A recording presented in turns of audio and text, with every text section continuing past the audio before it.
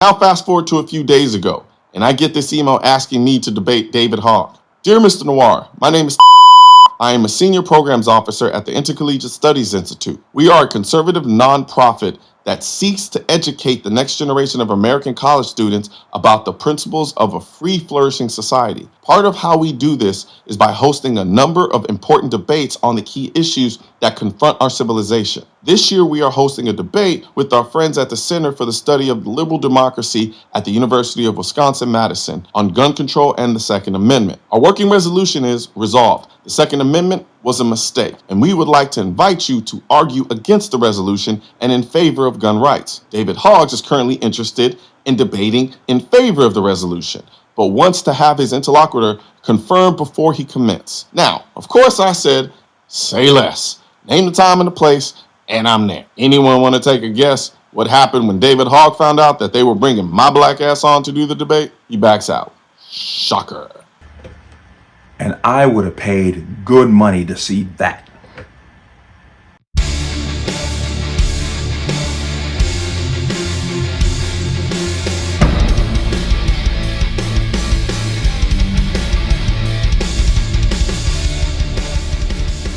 Welcome to another installment of the Connecticut Gun Bench. Today's video is brought to you by P.A.N. Firearms, LLC.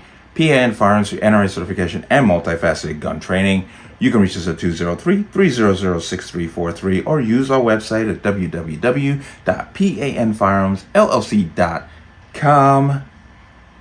As always, there'll be a link in the description box. And if you like my channel, like my content, you can support me with the link in the description box. Everything is appreciated. Let's talk about this. Now, everybody, if you're in the gun sphere, you know who Colion Noir is. Lawyer, gun advocate, Second Amendment advocate, the whole shebang.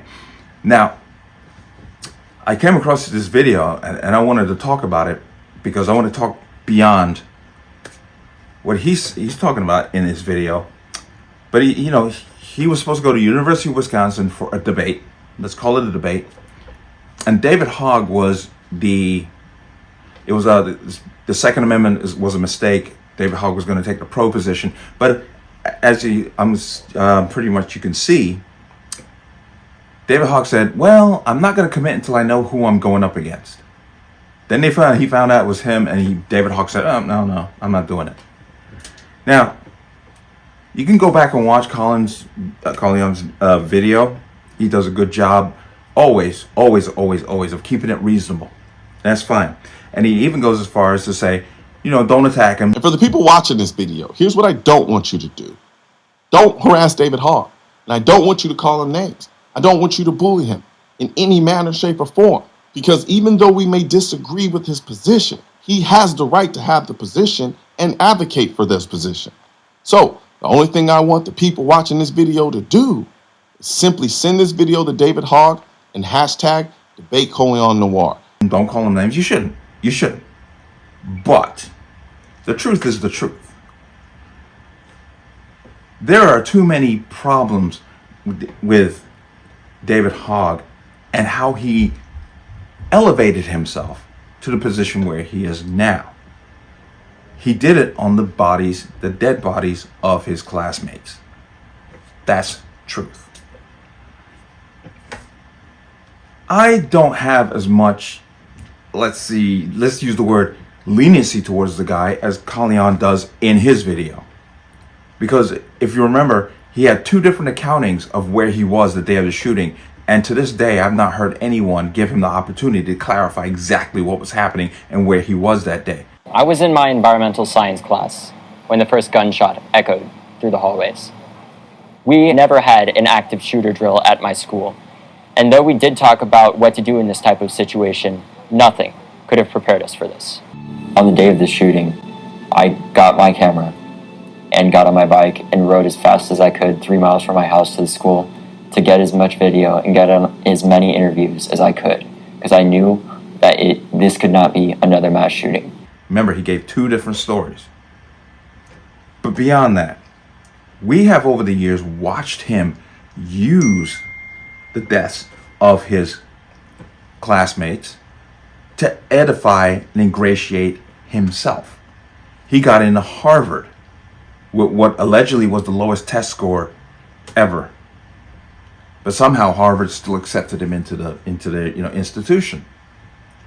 And he has basically made himself a rock star in the anti-gun community, who went to great lengths. Anytime anyone would attack him, this same community would sit there and say, "Oh, no, he's just a kid. You shouldn't do that to him." When we remember what happened to the kid who was basically being faced off by this fake Vietnam Indian person who was banging on a drum, how quickly they literally just crucified that kid. But that's a whole nother thing. But apparently there has been this is alleged, that old Reddit posts that David Hogg put out have come to the surface. And I guess this is what allegedly when he was living in California. But apparently from these Reddit posts, he didn't like his school. He was trying to get on TV. He was he had getting into a higher education system. He apparently has some issues with that. And there are a few things that are very, very derogatory as it comes to his character. But this is alleged. But I would have paid good money to see David Hogg debate Colion Noir, because I'm going to tell you flat out now, you've seen David Hogg talk. The only time he will come out and talk is when he has a favorable crowd and a favorable position to debate, basically speak from. Because when he doesn't, he's nowhere to be seen. But I just thought that was interesting, that as soon as he found out that who he was going to debate, he basically bailed. And I think that's just shows of his character. It just shows. But then again, most of these anti-gun people, to put it nicely, don't really debate at that level. They don't. They'll get a favorable situation to talk from, but they will not debate when it comes to this. Because if I had to argue with any of them, I would ask them very straightforward.